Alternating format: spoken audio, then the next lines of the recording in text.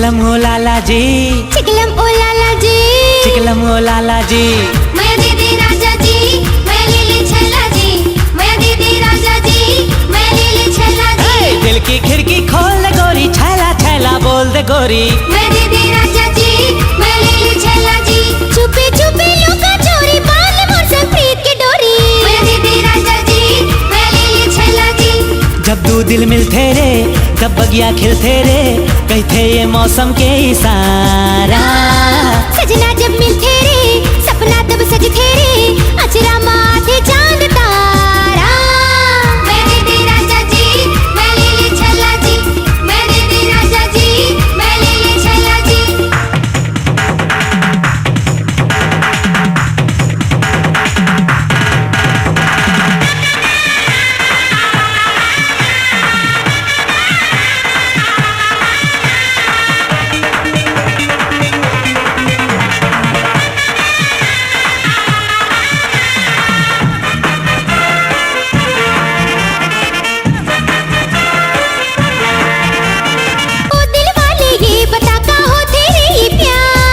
हरे बस जिंदगी और जम्मो सब बेकार। कह दे कब तुर दिल हा आवारा होते रे, जब तोरे को तिले इशारा होते वो।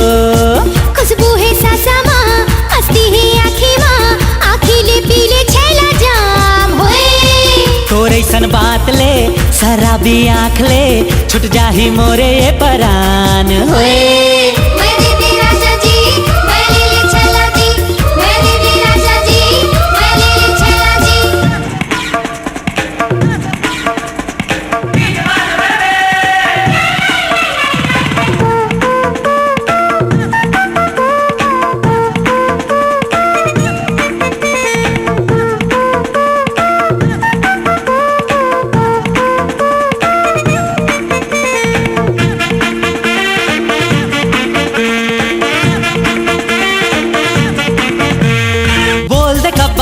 ये मस्तानी होते वो, जब राजा के संग माँ होकर रानी होते रे।